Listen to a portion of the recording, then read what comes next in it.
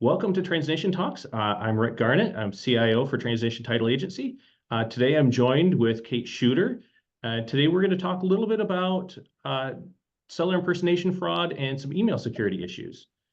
Kate, would you like to go ahead and start? Yeah, I sure will. So as Rick said, I'm Kate Schuetter. I'm the Northern Division Manager for Transnation Title Agency. And my topic today is a very important topic that can negatively affect the lives of several people. Property owners, buyers that are looking to purchase property, real estate agents, and even title companies.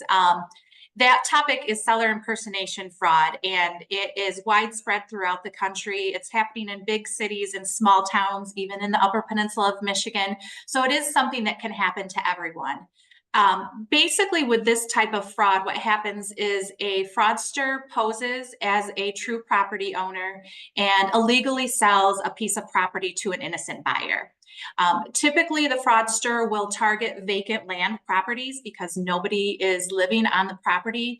But most recently, we've seen an uptick in the trend of vacation homes that are being targeted, or second homes that aren't being occupied very often by a true property owner.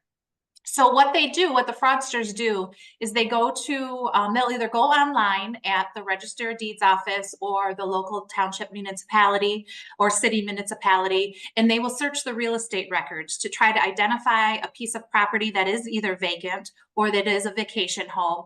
And they look to see what type of property might be good for the fraud scheme. Once they find that property, then they contact a real estate agent in the area, and they tell the real estate agent that they either are out of the country right now or they live in another state, so they're unable to meet with that real estate agent in person. So that agent is not able to really identify that they are talking to the true property owner.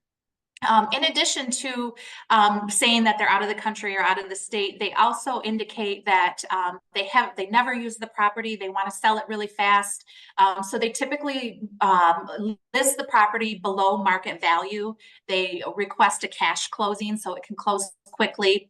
And then they tell the real estate agent that all the communication is done through email or through text. And Rick is going to go through some email security tips for you today, but that's typically what they do. So again, the real estate agent does not meet with who they think is the true property owner. Once a buyer writes the purchase agreement on the piece of property and it goes to closing, and the closing documents are then created, the seller will tell the title agency that they don't want to pay for somebody to come and notarize their documents, that they know somebody that can notarize them, that they'll go get their documents notarized themselves. So then they return falsified documents, fake identification documents to the title agency or whoever's closing it. And once that closing is finished, the title agency then disperses the proceeds to not the true owner of the property, but the fraudster. And typically that's done by wire. That money is gone and sometimes can never be recovered. So it's a very unfortunate situation that we are seeing throughout the state of Michigan, throughout the country. So there's several things that you can do to take precaution. If you are a real estate agent or a property owner or even a buyer, you're going to want to look for red flags, such as some of the items that I had mentioned just previously. Is it a vacant piece of property? Is it hard to get a hold of the seller? Are they out of town? Some of the things you can also do is, if you are given a phone number from that fraudster, is use an independent source to try to verify the phone number. Or if you can go on to the local municipality and see where their tax bill is being mailed, maybe mail a letter to that address, thanking them or congratulating them on the sale of their home. And then if the true property owner gets that letter, they could possibly call and say, hey, I never listed my property. Comparing signatures. So at the local Register of Deeds office, if the seller the true owner of the property has signed any documents that in the past that have been recorded, you can compare those signatures.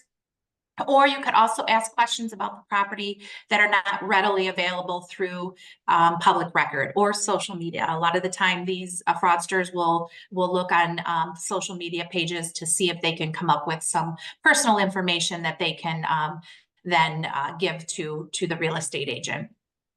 And then if you are involved with a title insurance agency and you have any gut feeling that there might be some fraud or concerns, let the title agency know. We are trained on a daily basis to try to identify fraud. So we can look at the file, we can do some digging ourselves and determine whether or not we think this is a fraudulent transaction. So those are just some of the precautions you can take. One other thing that I would suggest is contacting your local register of deeds for the county that you live in to see if they have some sort of a service that will notify you if a document is recorded against your property. Because then if it is, you'll know immediately that something has been recorded against your property, and you can try to resolve the issue then versus, months or years down the road. Unfortunately, there are people that have become a victim of fraud. And if you are a victim of fraud, there's several different things that you should do. First, you should contact your local and state law enforcement agencies.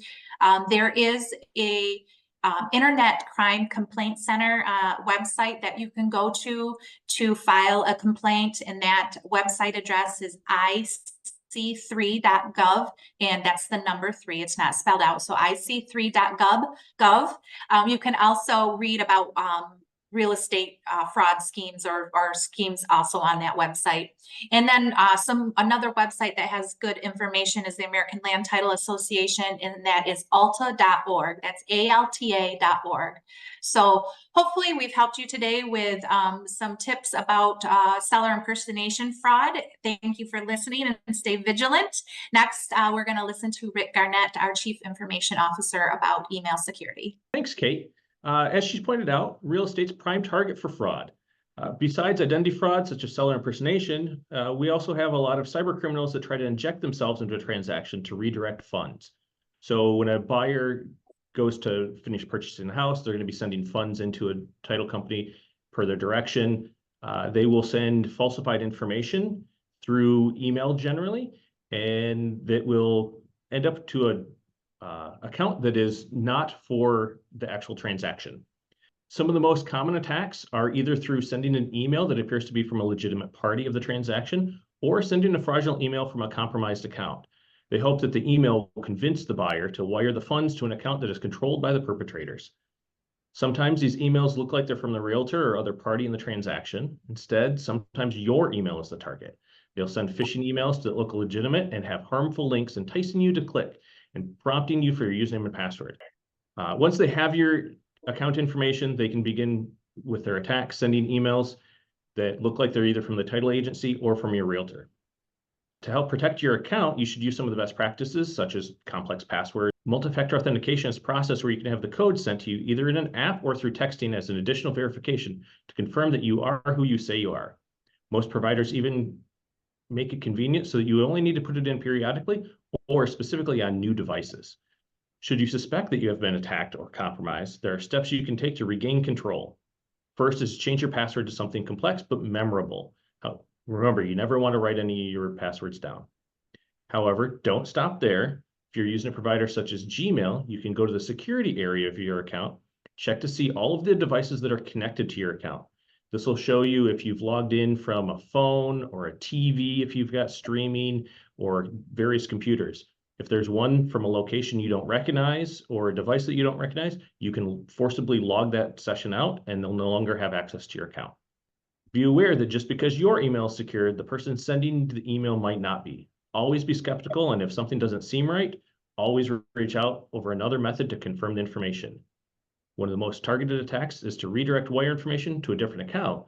So should you ever receive a wire instruction in an email, you should always assume it's fraudulent. Then take steps to confirm its accuracy with either the title company or your realtor, and use a phone call to a known number to get that information. Never rely on just the email. We at Transnation Title utilize Closing Lock as a secure portal for documents to be signed and wire instructions to be delivered. It's a convenient location that allows us to have the secured communication organized and individualized for each buyer in the transaction. Should you have more questions about how to secure your information or need wiring information, please contact your local Transnation Title office, and we will talk to you again on the next Transnation Talks.